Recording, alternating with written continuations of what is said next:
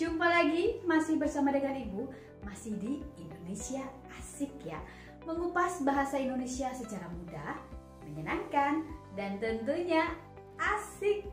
Di video ini, Ibu akan membahas mengenai karya sastra Indonesia.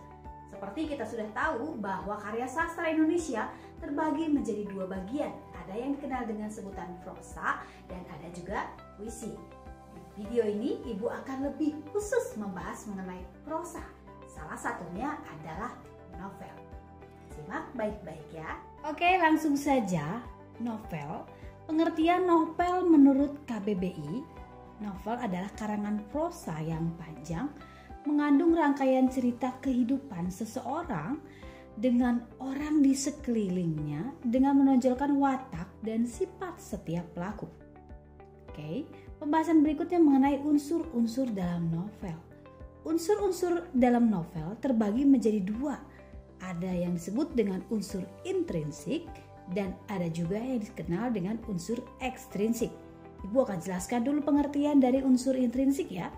Unsur intrinsik merupakan unsur pembangun karya sastra yang berasal dari dalam karya sastra itu sendiri.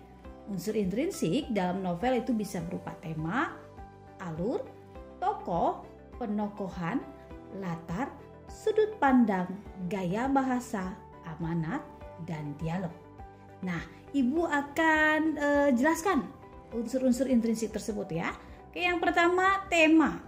Tema merupakan dasar dari cerita ataupun gagasan umum dari sebuah novel. Tema dapat juga disebut sebagai ide utama atau tujuan utama dari novel tersebut ya. Berdasarkan dasar cerita atau ide utama, biasanya pengarang akan mengembangkan cerita.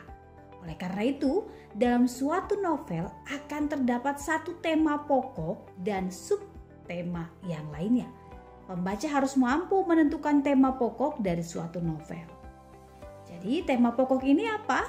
Tema pokok adalah tema yang dapat memenuhi atau mencakup isi dari keseluruhan cerita.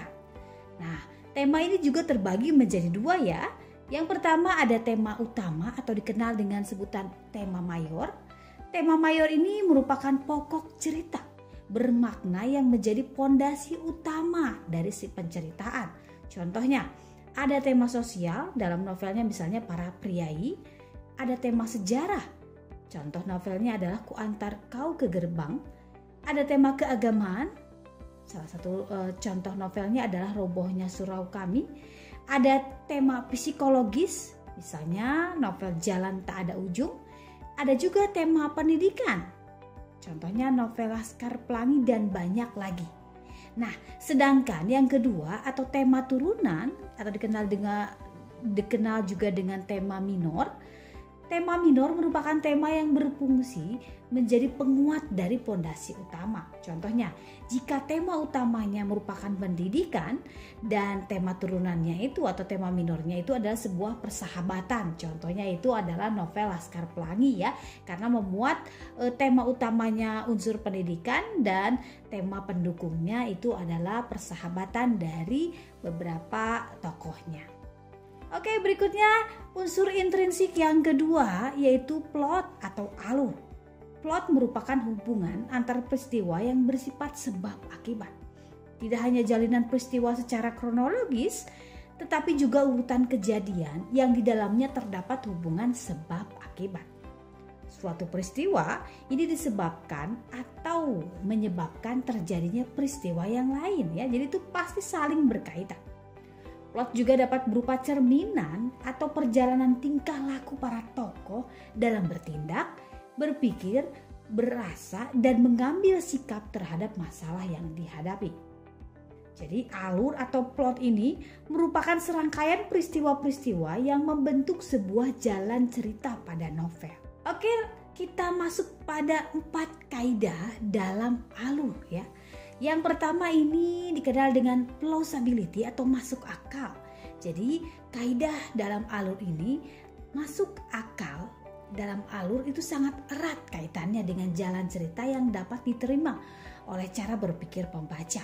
Sedangkan kaidah alur yang kedua adalah surprise atau kejutan. Kejutan itu mampu menyentuh perasaan dan pikiran sehingga pembaca itu tergelitik, terdorong, termotivasi untuk terus membaca. Kejutan dalam alur ini menampilkan peristiwa-peristiwa yang bertentangan atau tiba-tiba ya, karena tidak terduga. Fungsinya ini untuk memperlambat ataupun mempercepat klimaks cerita. Berikutnya kaidah yang ketiga adalah suspense atau misteri. Misteri dalam alur ini merujuk pada peristiwa-peristiwa yang dialami tokoh dengan penuh ketidakpastian. Sedangkan kaidah alur yang keempat, unity atau keutuhan, ini masuk dalam alur yang sangat erat kaitannya dengan ciri peristiwa yang secara fungsional, berkaitan, dan saling mengacu yang akhirnya bisa mengandung konflik. Oke, Ibu lanjut saja pada alur. Pada novel ini dibedakan menjadi 3 macam. Yang pertama ada alur maju atau progresif, lalu ada alur mundur atau regresif, lalu yang terakhir adalah alur campuran. Ya, ingat ya, bukan alur maju mundur ya, tapi alur campuran. Kita bahas dulu mengenai alur yang pertama ya, alur maju. Alur maju atau progresif ini merupakan alur di mana peristiwa-peristiwa atau kejadian dalam cerita yang bergerak secara urut ya, dari awal hingga akhir dan memiliki jalan cerita yang rapi tersusun.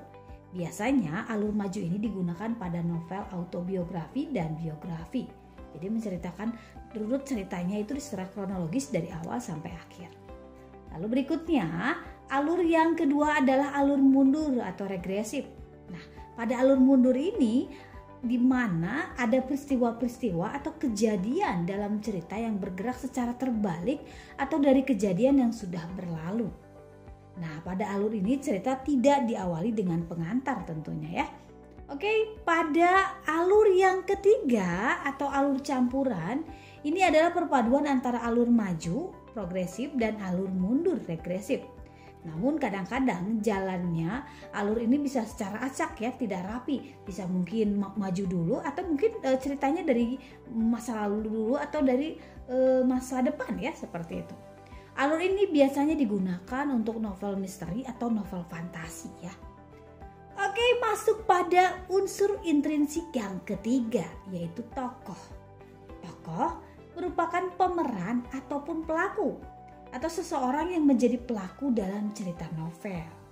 Nah, berdasarkan watak atau karakternya, ini tokoh dibagi menjadi 3. Ada tokoh protagonis, tokoh antagonis, dan tokoh tritagonis. Ibu jelaskan dulu yang pertama ya, tokoh protagonis. Tokoh protagonis merupakan tokoh utama yang menjadi pusat perhatian dalam cerita. Tokoh utama ini digambarkan biasanya sebagai seorang yang baik, yang selalu mendapatkan masalah ya.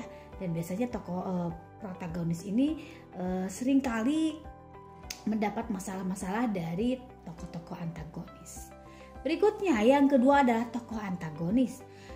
Tokoh antagonis ini merupakan tokoh yang menjadi musuh dari tokoh utama atau tokoh protagonis ya, yang seperti tadi berceritakan ya.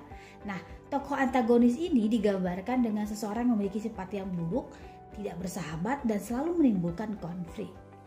Lalu yang berikutnya adalah tokoh tritagonis. Tokoh tritagonis merupakan tokoh yang menjadi penengah antara tokoh protagonis dan juga tokoh antagonis. Tokoh tritagonis ini biasanya digambarkan dengan seseorang yang memiliki sifat dan sikap yang netral. Kadang bisa berpihak pada tokoh protagonis dan kadang bisa juga berpihak pada tokoh antagonis. Akan tetapi di saat keduanya terlibat konflik, maka biasanya tokoh tritagonis ini bertindak sebagai pelerai dari keduanya.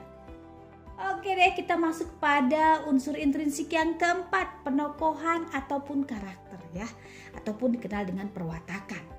Penokohan ini mencakup karakteristik watak atau sifat dari tokoh yang ada dalam cerita novel tersebut. Biasanya penokohan dalam novel adalah unsur yang sama pentingnya dengan unsur-unsur yang lain. Untuk menggambarkan karakter tokoh, sang pengarang biasanya menampilkannya dengan cara yang berbeda-beda ya dalam setiap novelnya. Nah, ini adalah salah satu cara yang biasanya dilakukan pengarang untuk menggambarkan watak atau karakter dari tokoh novel. Yang pertama, penggambaran ini biasanya dijelaskan melalui bentuk lahiriah ya, seperti keadaan fisik, cara berpakaian, tingkah laku, dan lain sebagainya. Sedangkan cara yang kedua ini adalah penggambaran, ini dijelaskan dengan jalan pikiran si tokoh ya. Nah, cara yang ketiga, penggambarannya ini dilakukan dengan melalui reaksi dari tokoh terhadap suatu hal atau kejadian tertentu. Misalnya, si tokoh ini saat menghadapi masalah bagaimana reaksinya. Nah, bisa ketahuan karakternya seperti apa ya.